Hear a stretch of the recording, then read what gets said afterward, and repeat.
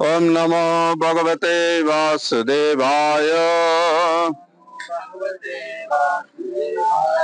ओम नमो भगवते वासुदेवाय। ओम नमो भगवते वासुदेवाय। பகவத்கீதை உண்மை உறவில் 18வது அத்தியாயம். அத்தியாயத்தின் தலைப்பு முடிவு துறவின் பக்குவம். 66வது ஸ்லோகம். சர்வதர்மான் பரித்யஜ்ய மாமேகம் சரணம் ரஜ அஹம் த்வாம் சர்வ பாபேப்யோ மோக்ஷயிஷ்யாமி மா சுஷः.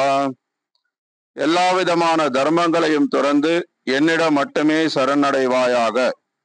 உன்னை எல்லா பாவ விளைவுகளிலிருந்தும் நான் விடுவிக்கின்றேன், பயப்படாதே.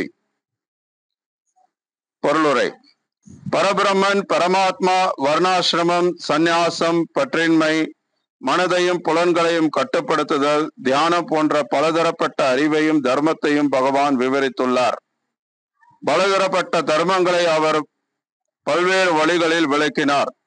தற்போது பகவத்கீதையின் சுருக்கமாக அர்ஜுனன் தனக்கு விளக்கப்பட்ட அனைத்து முறைகளையும் துறந்து தன்னிடம் சரணடைந்தால் போதும் என்று கிருஷ்ணர் கூறுகின்றார். அந்த சரணாகதி அவனை எல்லா பாவ விளைகளிலிருந்தும் காக்கும். ஏனெனில் இறைவன் தாமே அவனை பாதுகாப்பதாக சத்தியம் செய்கிறார். எல்லா பாவ விளைவுகளிலிருந்தும் விடுதலை பெற்றவன் மட்டுமே கிருஷ்ணரை வழிபடக்கூடும் என்று 7ஆம் அத்தியாயத்தில் கூறப்பட்டுள்ளது. எனவே எல்லா பாவ விளைவுகளிலிருந்து விடுபடாமல் தான் சரணாகதி முறையை மேற்கொள்ள முடியாது என்று ஒருவன் எண்ணலாம். அத்தகு ஐயங்களை தெளிவாக்கும் பொருட்டு எல்லா பாவ விளைவுகளிலிருந்தும் ஒருவன் விடுபடாவிடனும் ஸ்ரீகிருஷ்ணரிடம் சரணடைதல் என்னும் எளிமையான முறையினால் அவன் தானாகவே விடுபட்டு விடுகிறான் என்று இங்கே கூறப்பட்டுள்ளது.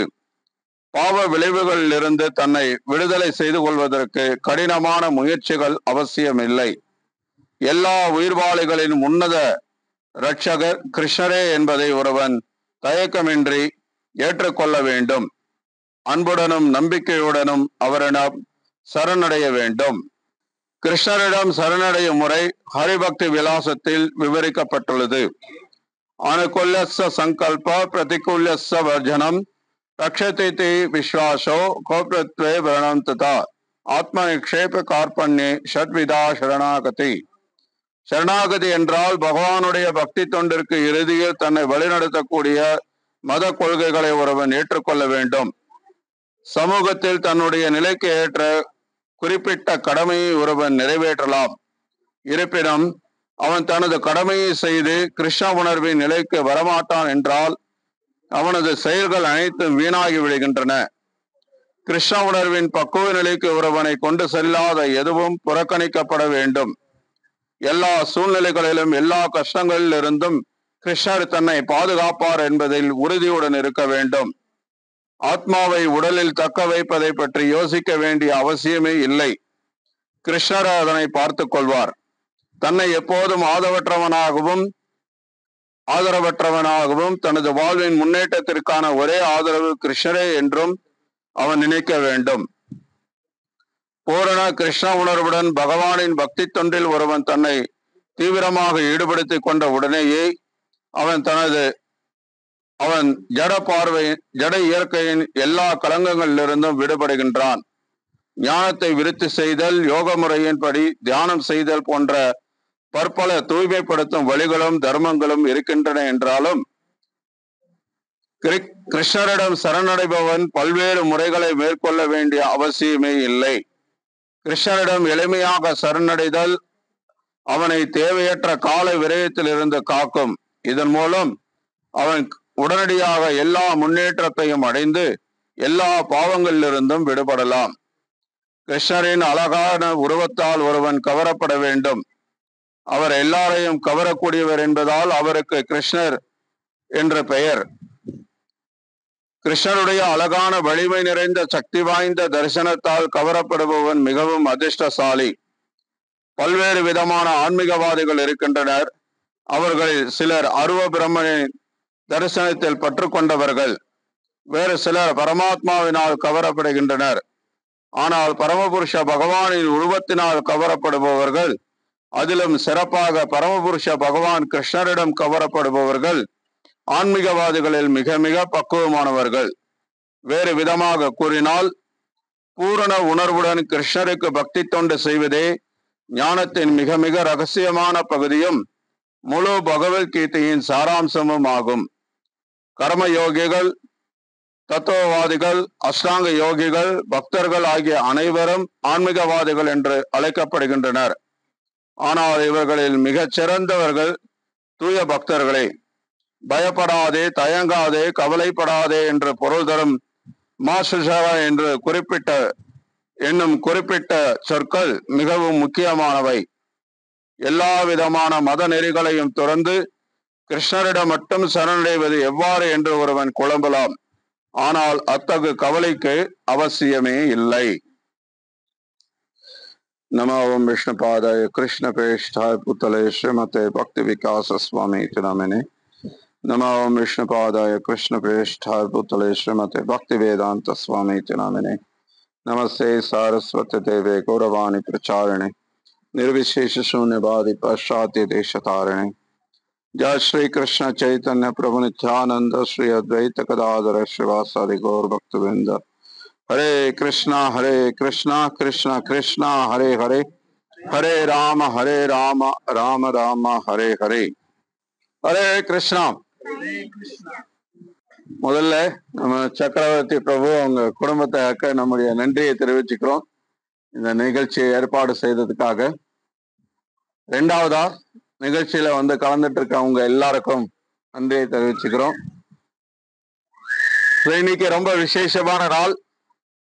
எல்லாருக்குமே தெரியும், புரட்டாசி மாதம் சனிக்கிழமை பகவான் விஷ்ணுவை பெருமாளை வழிபடக்கூடிய ஒரு உகந்த நாள்.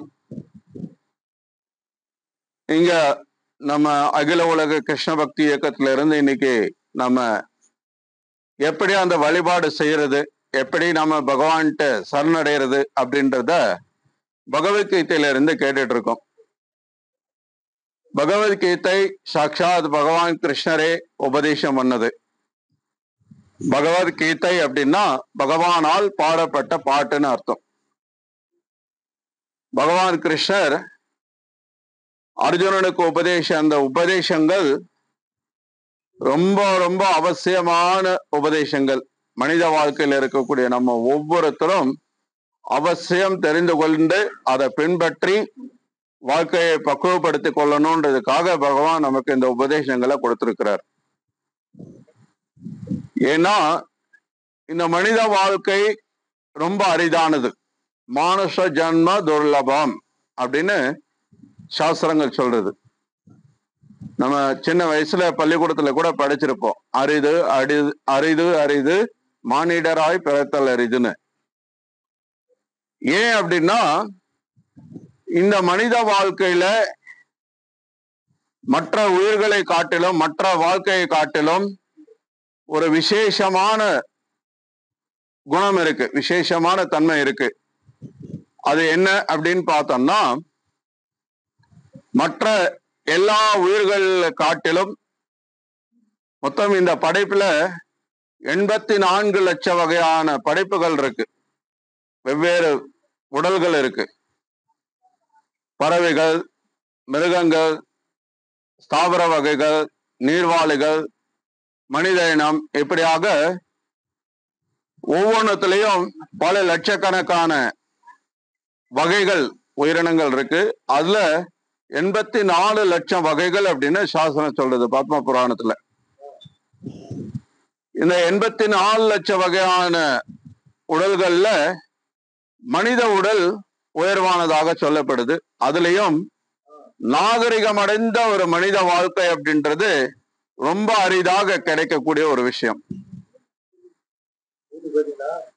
இப்போ நாகரிகம் அடைந்த அந்த மனித வாழ்க்கைக்கு வந்த நம்ம இந்த வாழ்க்கையில நம்ம எதுக்காக இந்த உலகத்துல பிறந்திருக்கோம், நம்ம யார், நமக்கும் இந்த உலகத்துக்கும் என்ன சம்பந்தம், பகவான் இருக்கிறாருன்னா யார் அவர், அவருக்கும் நமக்கும் என்ன சம்பந்தம்? இந்த கேள்விகளை கேட்டு இந்த கேள்விக்கான பதில இந்த மனித வாழ்க்கையில மட்டும்தான் நம்ம அடைய முடியும். இப்ப இந்த கேள்விகள் எல்லாம் இப்ப பகவத்கீதை படிக்கிறதோ அல்லது இப்ப நம்ம இங்க பேசிட்டு இருக்கிற விஷயங்களை ஒரு ஆடு மாடுகளை கூட்டு வந்து உட்கார வச்சு சொன்னா புரிஞ்சுக்குமா? புரிஞ்சுக்காது. மனுஷங்களே இன்னைக்கு புரிஞ்சுக்க மாட்டேங்கிறாங்க. ஆடு மாடுகள் எங்க போய் புரிஞ்சுக்க போறது? சோ கண்டிப்பா இந்த மனித வாழ்க்கை வந்து அந்த மாதிரி ஆடு மாடுகள் போல ஏதோ பிறந்தோம் வாழ்ந்தோம் இறந்தோம்னு இல்லாம எதுக்காக பிறந்தோம், எதுக்காக இந்த உலகம் படைக்கப்பட்டிருக்கு, ஏன் பகவான் நம்மள நம்ம விருப்பப்படி படைக்காம நம்ம விருப்பப்படி வாழ்க்கை வாழ விடாம இங்க பல தடங்கல்களை வச்சுட்டு இருக்கிறார். பல தடைகள் இருக்கு. நம்ம வாழ்க்கையில எப்படி எப்படியோ இருக்கணும்னு ஆசைப்படுறோம். ஆனா நம்ம ஆசை எல்லாம் நிறைவேற மாட்டேங்குது. நம்ம நினைக்கிறது ஒண்ணு, நடக்கிறது ஒண்ணா இருக்கு இல்லையா? எல்லாருக்கும் எல்லாம் நினைக்கிற மாதிரியே வாழ்க்கை போயிட்டு இருக்கா? இல்ல. எல்லாரும் நல்ல வசதியா இருக்கணும், நல்ல காரு பங்களா, எல்லா பெரிய டிவி, பெரிய மிக்சி, கிரைண்டர், வாஷிங் மிஷின், இப்படி எல்லாமே இருக்கணும், எல்லா ஆடம்பரமும் இருக்கணும் அப்படின்னு தான் ஆசைப்படுறாங்க. ஆனா துரதிர்ஷ்டவசமா உலகத்துல எப்பவுமே பாத்தீங்க அப்படின்னா பெரும்பாலான மக்கள் பண வசதி இல்லாதவங்களா தான் இருக்காங்க. அவங்க எதிர்பார்க்கிற ஆடம்பர வாழ்க்கை வாழ முடியாம தான் போகிறது. மக்கள் அவங்க எதிர்பார்க்கிற சந்தோஷம் இல்லாம தான் இருக்காங்க. அப்ப ஏன் இந்த மாதிரியான ஒரு கட்டாயத்துக்குள்ள, ஒரு நிர்பந்தத்துக்குள்ள நம்ம இருக்கோம் அப்படின்னு நம்ம யோசிக்கணும். இப்ப இந்த மனித வாழ்க்கையில நம்ம விரும்பினதை அடைய முடியல அப்படின்னும் போது அப்ப மற்ற வாழ்க்கையை பற்றி சொல்ல வேண்டிய அவசியமே இல்லை. மற்ற உயிரினங்கள்லாம் அப்படி ஆசைப்படுறது கூட கிடையாது. இப்போ ஒரு ஆடு இருக்குன்னா அந்த ஆட்டை கொண்டு போய் நீங்க கசாப்பு கடை முன்னாடி கட்டி வச்சீங்க அப்படின்னா ஏற்கனவே 3-4 ஆடு வெட்டி தொங்க விட்டுருப்பாங்க. அந்த ஆடு இப்ப கொண்டு போய் கட்டி போட்ட ஆடும் அதை பார்த்துக்கிட்டே இருக்கு. அடுத்தது நம்ம தான் வெட்ட போறாங்க, நம்மளதான் அங்க தொங்க விட போறாங்கன்றது தெரிஞ்சா கூட என்ன பண்ண முடியும்? அந்த ஆடு ஒண்ணும் பண்ண போறது இல்லை. அந்த கடைக்கார ஏதோ ஒரு கொஞ்சம் புல்ல போட்டா அந்த புல்ல சாப்பிட்டுட்டு அது பாட்டுக்கு இருந்துட்டு இருக்கும், கழுத்தை வெட்டுறதுக்கு காத்துட்டு இருக்கும். ஆனா அது நம்மள அந்த மாதிரி செஞ்சா இப்ப ஒரு 4-5 பேரை வெட்டி தொங்க விட்டுருக்காங்க, அடுத்து நம்மளையும் கொண்டு போய் அங்க இந்த மாதிரி ஒரு தூண்ல கட்டி போடுறாங்கன்னா நீங்க சும்மா இருப்பீங்களா? இருக்க மாட்டீங்க. அந்த ஆடு மாதிரி கொஞ்சம் சாப்பாடு போட்டா நம்மளும் சாப்பிட்டுட்டு பரவாயில்லையே சாப்பாடு போடுறாங்களே, கழுத்தை வெட்டினா என்ன அப்படின்னு நம்ம இருப்போமா? இருக்க மாட்டோம். ஏன்னா மனிதனுக்கும் மிருகத்துக்கும் அதுதான் வித்தியாசம். மனிதனால இந்த மிருகத்தை விட இன்னும் உயர்ந்த சிந்தனையோட, உயர்ந்த வாழ்க்கையின் குறிக்கோள் என்னன்றதை தெரிஞ்சு அதுக்கேற்ற மாதிரி நம்ம வாழ்க்கை வாழ முடியும். நம்ம வாழ்க்கையோட மதிப்பு என்னன்றதை நம்மளால உணர முடியும். மற்ற உயிர்களால அதை செய்ய முடியாது.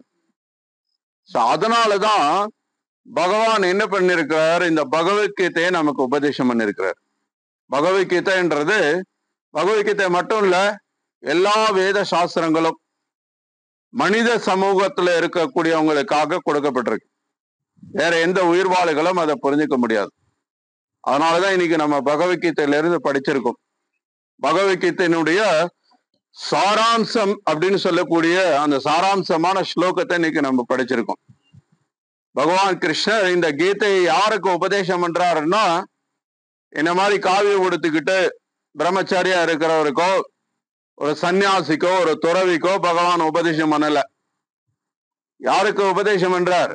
அர்ஜுனனுக்கு. அர்ஜுனன் யாரு? உங்களை மாதிரி ஒரு குடும்பஸ்தர். அவனுக்கும் திருமணமாகி மனைவி குழந்தைகள்லாம் இருக்காங்க.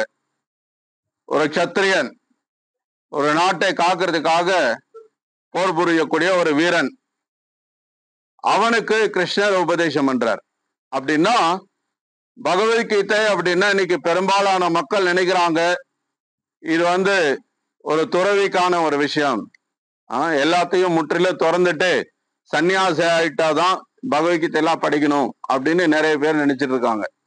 ஆனா அப்படி அல்ல. பகவத்கீதை எல்லாருக்குமானது.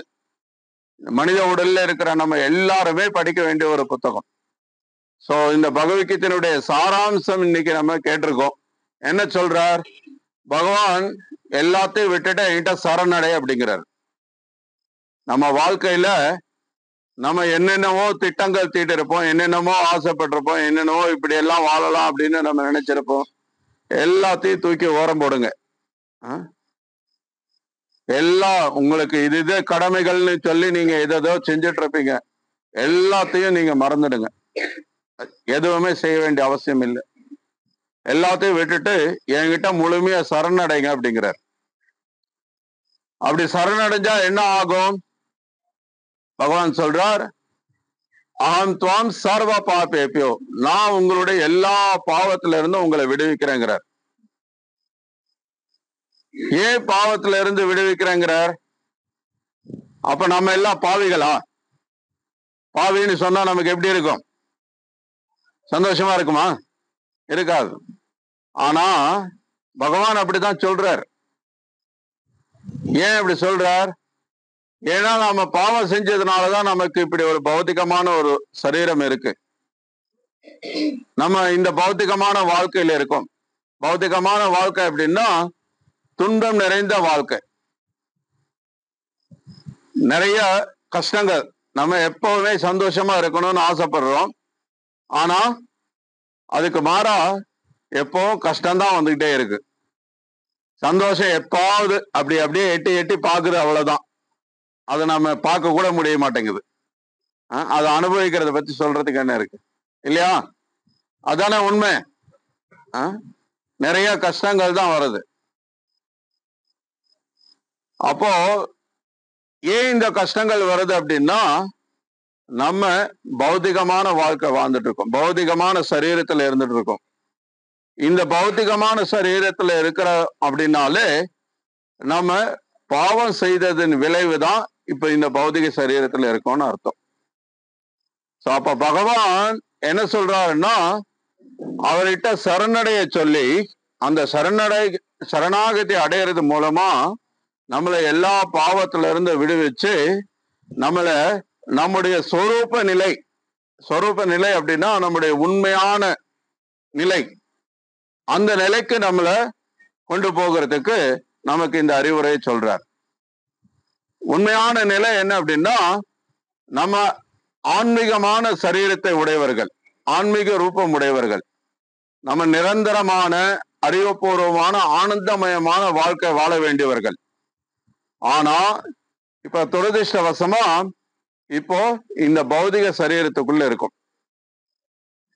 அதனால கிருஷ்ணர் என்ன பண்றார், கீதையினுடைய ஆரம்பத்திலேயே நீ இந்த சரீரம் கிடையாது, இந்த சரீரத்துக்குள்ள இருக்கக்கூடிய ஆத்மா நித்தியமானது, ஆனந்தமயமானது, அறிவுபூர்வமானது. அதனால நீ அந்த வாழ்க்கையை வாழணும்னா அப்போ இந்த பௌத்திக சரீரத்து சம்பந்தமா இருக்கக்கூடிய தர்மங்கள் கடமைகள் எல்லாத்தையும் விட்டுட்டு என்கிட்ட சரணடையணும்ங்கிறார். அதனால இப்ப நம்மளுடைய இந்த வாழ்க்கையில இருக்கக்கூடிய நம்முடைய எல்லா துன்பங்களுக்கும் காரணம் நம்ம செய்த கர்ம வினைகள். அந்த கர்ம வினைகள்ல இருந்து நம்ம முழுவதுமாக விடுவிச்சுக்கணும் அப்படின்னா அப்போ நம்ம கிருஷ்ணர்கிட்ட சரணடையணும். கிருஷ்ணர்கிட்ட சரணடையாம நம்ம முழுமையா இந்த பௌதிக பந்தத்திலிருந்து விடுவிக்க முடியாது. ஏன்னா இந்த உலகம் கிருஷ்ணருடைய மாயா சக்தியினால நிர்மாணிக்கப்படுது. இந்த மாயா சக்தி ரொம்பவும் கடினமான ஒரு சக்தி. அந்த மாயா சக்தியை நம்மளால வெல்ல முடியாது. தெய்வீக ஷா குணமயி மம மாயா துரத்தியான்னு கிருஷ்ணரே அந்த மாயாவை பத்தி சொல்றார். நம்ம இந்த மாயா சக்தியிலிருந்து விடுபடணும் அப்படின்னா மாமேவையே பிரபத்தியத்தை மாயாமேதான் திறந்துட்டு, நீங்க என்னிடத்துல சரணடைஞ்சாதான் இந்த மாயையிலிருந்து நீங்க வெல்ல முடியும், மாயையிலிருந்து விடுபட முடியுங்கிறார். சோ அதனால நம்ம வாழ்க்கையில இருக்கக்கூடிய நம்முடைய எல்லா பிரச்சனைகளுக்கும் தேர்வு காணணும் அப்படின்னா அப்போ நம்ம கிருஷ்ணர்கிட்ட சரணடையணும். கிருஷ்ணர்கிட்ட சரணடைகிறதுக்கு எடுத்த உடனே நம்ம கிருஷ்ணர் யாருன்னு தெரிஞ்சுக்காமையே எப்படி அவர்கிட்ட சரணடைய முடியும்? கிருஷ்ணர் எப்படிப்பட்டவர், அவருடைய பேர் என்ன, அவருடைய குணம் என்ன, அவருடைய செயல்கள் என்ன, இதெல்லாம் தெரிஞ்சாதான் நாம அவர்கிட்ட சரணடைய முடியும் இல்லையா? நீங்க இப்போ இங்க கௌர பகவான் ஒருத்தர் இருக்கார், அவர்கிட்ட போய் ஒரு 100 ரூபாய் பணம் வாங்கிட்டு வாங்க அப்படின்னு சொல்றேன், போய் வாங்கிட்டு வந்துடுவீங்களா? நீங்க யாரும் வாங்கிட்டு வர மாட்டீங்க. ஏன்னா உங்களுக்கு அவர் யாருன்னே தெரியாது இல்லையா? யாருன்னே தெரியாம போய் எப்படி நீங்க வாங்கிட்டு வர முடியும்? சோ அது மாதிரி கிருஷ்ணர் யாருன்னே தெரியாம நீங்க அவர்கிட்ட எப்படி சரணடைய முடியும்? சோ அதனாலதான் நாம இந்த நிகழ்ச்சியில முதல்ல இந்த ஹரிநாம சங்கீர்த்தனம் பாடணும். பகவானுடைய நாமத்தை கீர்த்தனமா நம்ம பாடணும்.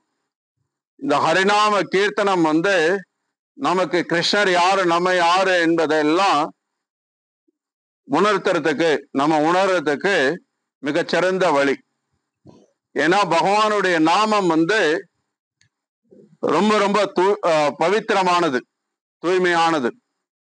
பகவானுடைய நாமத்தை நம்ம சொல்ல சொல்ல பகவானை போலவே அதுவும் தூய்மையானதுன்றதுனால நம்மளையும் தூய்மைப்படுத்தும். நம்ம இதயத்தில் இருக்கக்கூடிய தவறான எண்ணங்கள், காமம், குரோதம், லோபம், மோகம், மதம், ஆச்சரியம், இந்த மாதிரியான எல்லா அழுக்குகளையும் தூய்மைப்படுத்தி இந்த ஹரிநாமம் நம்ம யார் அப்படின்றத நமக்கு உணர்த்தும். இந்த இதயம் தூய்மை அடையும் போது எப்படி ஒரு தூசி படிஞ்ச கண்ணாடியில நம்ம முகத்தை பார்த்தா தெரியாது, ஆனா அந்த கண்ணாடியை கொஞ்சம் கொஞ்சமா நம்ம ஒரு துணியை வச்சு தொடச்சோம்னா அந்த தூசி போக போக நம்ம முகம் தெளிவா தெரியும். அது மாதிரி இப்ப நம்ம யாருன்னே தெரியாம நம்மளை தவறாக நம்ம அடையாளப்படுத்திட்டு இருக்கோம். அதன் காரணமா நம்ம மேலும் மேலும் பாவ செயல்கள்ல ஈடுபட்டு இருக்கோம். நம்ம இந்த புலன்களை திருப்திப்படுத்துறதுக்காக செய்யக்கூடிய ஒவ்வொரு செயலும் பாவ செயல்தான். அதனால மேலும் மேலும் நம்ம வாழ்க்கையில துன்பத்தை அடைஞ்சிட்டே தான் இருக்கும். அது நிக்க போறதே கிடையாது, இந்த வாழ்க்கையோட நின்று போயிடுறது கிடையாது. நிறைய பேர் ரொம்ப கஷ்டம் வந்துருச்சு அப்படின்னா என்ன பண்றாங்க, தாங்கிக்க முடியாம தற்கொலை பண்ணிக்கிறாங்க. தற்கொலை பண்ணிட்டா அதுக்கப்புறம் நமக்கு பிரச்சனை இருக்காதுன்னு நினைக்கிறாங்க. ஆனா அவங்களுக்கு தெரியாது, தற்கொலைக்கு அப்புறம் இன்னும் அதிக பிரச்சனை அதிகம்தான் ஆகும். ஏன்னா ஆத்மாவான நம்ம நித்தியமானவங்க, நம்ம அழிய போறது கிடையாது. இந்த உடலை தான் நம்ம அழிச்சிக்க முடியும். பகவான் நமக்கு பொறுப்போட இந்த உடலை ஒரு குறிப்பிட்ட நோக்கத்துக்காக கொடுத்திருக்கிறார். அதை பொறுப்போட நம்ம பராமரிச்சு அந்த நோக்கத்தை நிறைவேற்றிக்கிறதுக்காக நம்ம பயன்படுத்தலைன்னா, நம்ம பொறுப்பற்ற முறையில இந்த உடலை அழிச்சோம் அப்படின்னா அப்ப அதுக்கு தண்டனையா பகவான் இன்னும் அதிகம் நமக்கு கஷ்டத்தை கொடுப்பார். அதுக்காக இன்னும் நம்ம நிறைய தண்டனை அனுபவிக்க வேண்டியிருக்கும். ஸோ அதனால நம்ம பிரச்சனையில இருந்து தற்கொலை பண்ணிக்கிறதுனாலாம் தப்பிச்சுக்க முடியாது, வேற எந்த விதத்திலையும் தப்பிக்க முடியாது. பிரச்சனையில இருந்து தப்பிக்கணும் அப்படின்னா நம்ம பகவான்கிட்ட சரணடைஞ்சாகணும். அதனாலதான் கிருஷ்ணர் இந்த ஸ்லோகத்துல சொல்றார், சர்வதர்மான் பரித்யஜ, எல்லாத்தையும் விட்டுட்டு என்கிட்ட சரணடைங்கிறார். சோ கிருஷ்ணர்கிட்ட சரணடைஞ்சு இருக்கிறதுனால நமக்கு நம்மளை அடிமை மாதிரி நடத்துவாரோ, நமக்கு இன்னும் அதிகம் கஷ்டம் வருமோ? ஏன்னா இந்த பௌத்திக உலகத்துல நம்ம ஒருத்தர்கிட்ட சரணடைஞ்சு இருக்கிறதுன்னா யாருக்கு விருப்பம் கிடையாது. நம்ம தோல்வி அடைஞ்ச மாதிரி ஆயிடுது. இப்ப 2 விளையாட்டு போட்டி நடக்குது, 2 டீம் வந்து விளையாடுறாங்க, 2 கபடி குழு வந்து இந்த பக்கம் ஒருத்தங்க இந்த பக்கம் ஒருத்தங்க விளையாடுறாங்க. ஒருத்தங்க ரொம்ப பலமான டீமா இருக்காங்கன்னு சொல்லி எதுக்கு அவங்க கூட விளையாண்டுக்கிட்டு நம்மளே வந்து தோல்வியை ஒத்துக்கலாம் அப்படின்னு இன்னொரு டீம் சரண்டர் ஆனா அது சந்தோஷமான விஷயமா? யாராவது அது செய்வாங்களா? சரண்டர்னா என்ன அர்த்தம்? கையை தூக்கிட்டு நான் எதுவுமே பண்ண மாட்டேன், இனிமே நீங்க சொல்றபடி கேட்கிறேன்னு நம்மள முழுவசமா ஒப்படைச்சுக்கிறது தான் சரணாகதி இல்லையா? அதை இந்த உலகத்துல யாருமே செய்ய விரும்புறது கிடையாது.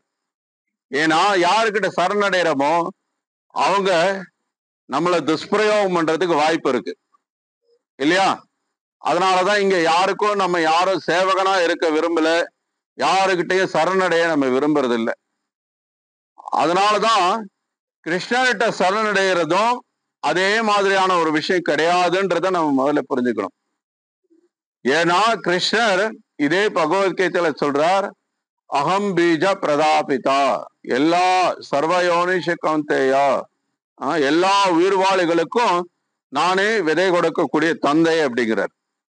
அப்போ அவர் நம்மளுடைய உண்மையான தந்தை, நம்மளுடைய உண்மையான நலன் கருதக்கூடியவர்.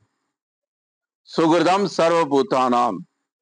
அதனால நம்ம கிருஷ்ணர்கிட்ட சரணடைகிறதுன்றது இந்த பௌத்திக உலகத்துல யார்கிட்டயோ சரணடைகிற மாதிரியோ சேவகனா இருக்கிற மாதிரியோ ஒரு விஷயம் கிடையாது.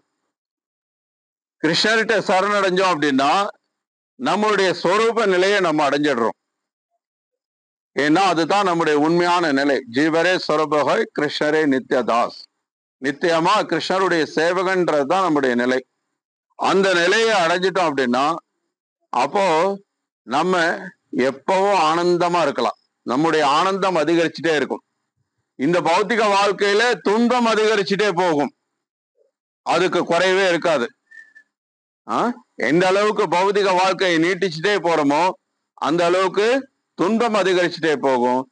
ஆன்மீக வாழ்க்கையில ஆனந்தம் அதிகரிச்சுட்டே போகும். ஆனந்தமயோ வியாசத். நம்ம எல்லாரும் ஆனந்தமயமா இருக்க வேண்டியவர்கள். அந்த ஆனந்தத்துக்கு எல்லையே கிடையாது. அந்த ஆனந்தம் வந்து அதிகரிச்சுட்டே போயிட்டே இருக்கும். அப்படிப்பட்ட ஒரு வாழ்க்கை வாழ வேண்டியவர்கள். அதனால கிருஷ்ணர் நம்ம அந்த வாழ்க்கையை அடையிறதுக்காக நம்மளை சரணடை சொல்றார். கிருஷ்ணர்கிட்ட சரணடைகிறது மூலமா நம்ம இன்னும் அதிகமான ஆனந்தத்தை அடைய போறோம். இந்த உலகத்துல நம்ம அனுபவப்படாத ஒரு விஷயத்தை அனுபவிக்க போறோம். அதனால கிருஷ்ணர்கிட்ட சரணடைகிறது இந்த பௌத்திக உலகத்துல ஒரு முதலாளிக்கு கீழே நம்ம சரணடைஞ்சு ஒரு அடிமையா வேலை பார்க்குற மாதிரியான ஒரு விஷயம்னு நம்ம நினைச்சிடக்கூடாது.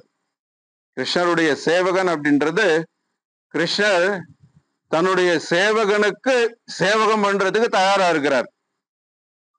அப்படின்னா யோசிச்சு பாருங்க, எந்த முதலாளியாவது அது செய்வாங்களா? இங்க நீங்க ஒருத்தர்கிட்ட வேலை செய்யறீங்க, உங்க முதலாளி வந்து உங்களுக்கு சேவகம் பண்ணுவாங்களா யாராவது? எங்கேயாவது பார்த்துருக்கீங்களா? ஆனா கிருஷ்ணர் அப்படி இல்லை. கிருஷ்ணர் பாருங்க, அர்ஜுனனுக்கு சேவகம் பண்றார், அர்ஜுனனுக்கு தேரோட்டியா வர்றார் இல்லையா? அர்ஜுனன் யாரு? கிருஷ்ணருடைய பக்தன். ஆனா கிருஷ்ண பக்தனுக்கு அவர் சேவகம் பண்றார். அப்படின்னா அவர் எப்படிப்பட்ட முதலாளி பாருங்க, எப்படிப்பட்ட எஜமானர் பாருங்க. அந்த மாதிரி எஜமானர் இந்த உலகத்துல யாரும் நம்ம பார்க்க முடியாது.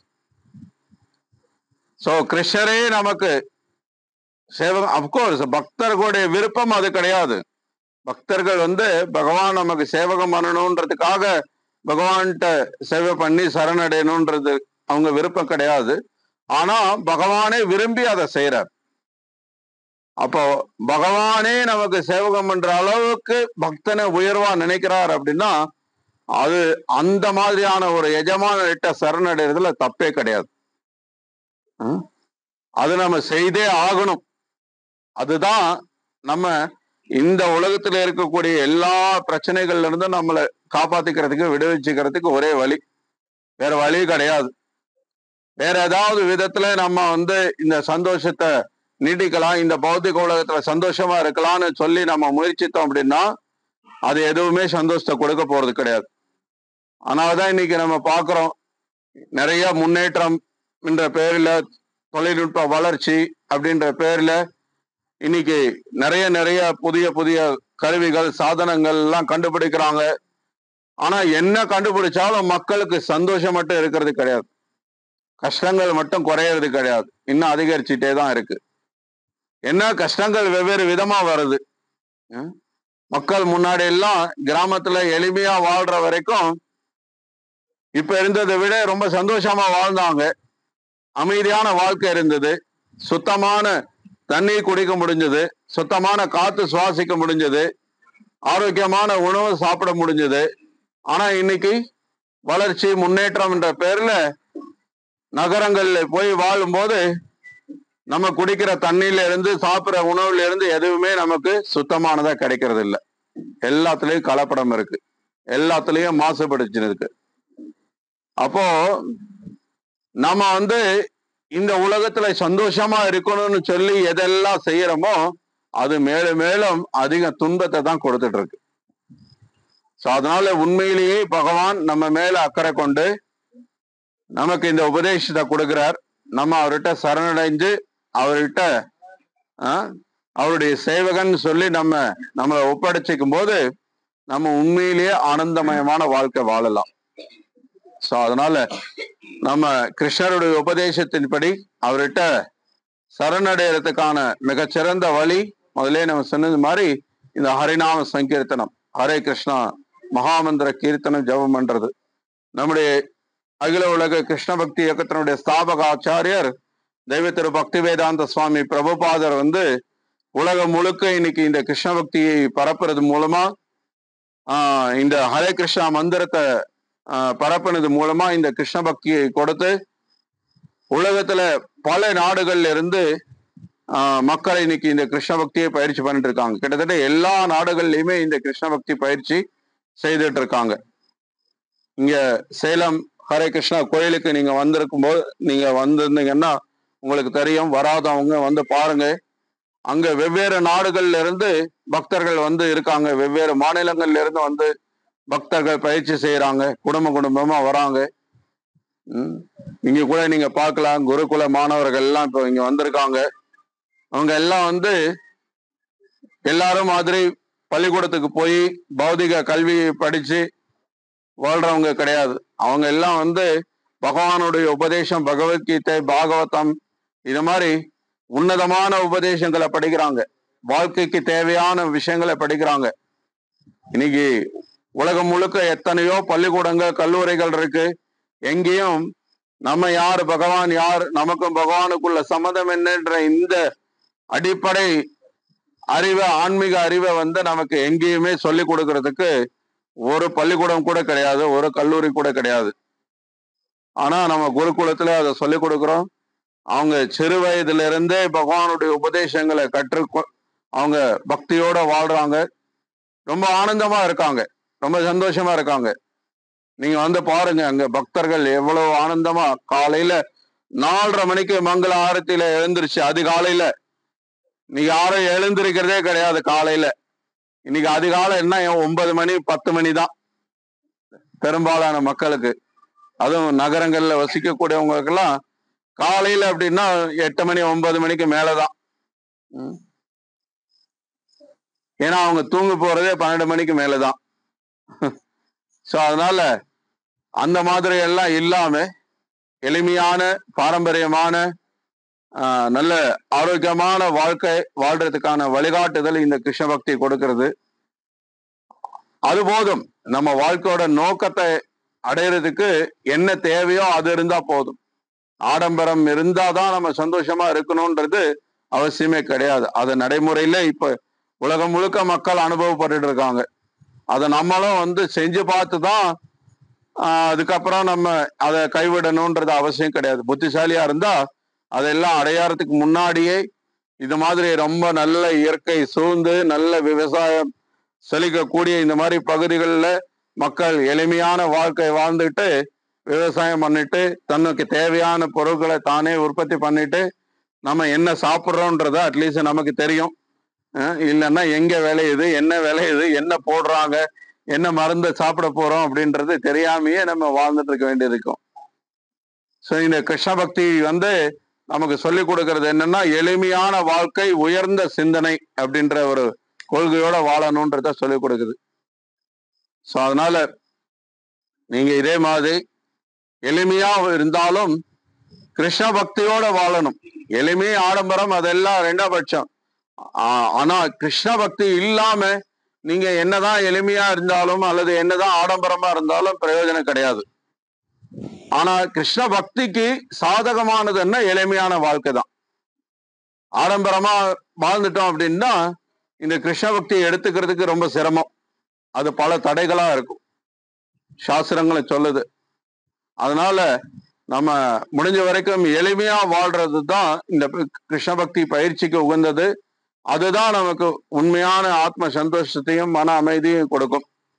ஸோ அதனால தயவு செய்து எல்லாரும் இந்த ஹரிநாம கீர்த்தனத்தை ஜபம் பண்ணுங்க. இந்த ஜபம் பண்றதை பத்தி இங்க இருக்கக்கூடிய நம்முடைய சக்கரவர்த்தி குடும்பமா இருக்கட்டும் அல்லது மற்ற பக்தர்கள் எல்லாம் இருக்காங்க. இங்க வேலூர்ல வந்து வார வாரம் நம்ம நிகழ்ச்சி நடத்திட்டு இருக்கோம். பிரபுவோட வீட்டுல வந்து நம்ம நிகழ்ச்சி நடத்திட்டு இருக்கோம். சனிக்கிழமை தோறும் மாலை 6:30 மணிலிருந்து 8 மணி வரைக்கும் நிகழ்ச்சி நடக்குது. அந்த நிகழ்ச்சியில வந்து பங்கெடுத்துக்கோங்க. பகவத்கீதை படிங்க, பகவானுடைய நாமத்தை சொல்லுங்க, ஆனந்தமா வாழலாம். இப்பவே இந்த வாழ்க்கையில இந்த சரீரம் இருக்கும் போதே, இந்த சரீரத்தை விட்டதுக்கு அப்புறம் பகவான்கிட்ட நம்ம சரணடைஞ்சிட்டா மறுபடியும் இந்த உலகத்துல பிறக்க வேண்டிய அவசியமே கிடையாது. அதுதான் கிருஷ்ணர் இங்க சரணடை சொல்றதுக்கு முக்கிய காரணம். இல்லைன்னா திரும்ப திரும்ப இந்த உலகத்துல நம்ம பிறந்துகிட்டே இருக்கணும். பிறப்பு இருக்கிற வரைக்கும் இறப்பு இருக்கும். இறப்பு இருக்கிறதுக்கு முன்னாடி வயோதிகம் இருக்கும், வியாதி இருக்கும். இது மாதிரி நிறைய நிறைய துன்பங்கள் இருந்துகிட்டே இருக்கும். ஸோ இது எல்லாத்துக்கும் நம்ம முடிவு கட்டணும் அப்படின்னா அப்போ கிருஷ்ணர்கிட்ட சரணடையணும். கிருஷ்ணர்கிட்ட சரணடைறதுக்கு சிறந்த வழி ஹரே கிருஷ்ணா கிருஷ்ணா கிருஷ்ணா ஹரே ஹரே, ஹரே ராம ராம ராம ஹரே ஹரே என்ற இந்த பகவானுடைய நாமத்தை ஜெபம் பண்றது. ஹரே கிருஷ்ணா. ஸோ எல்லாரும் பொறுமையா இருந்து இந்த நிகழ்ச்சியில நேரம் கேட்டதுக்கு நன்றி.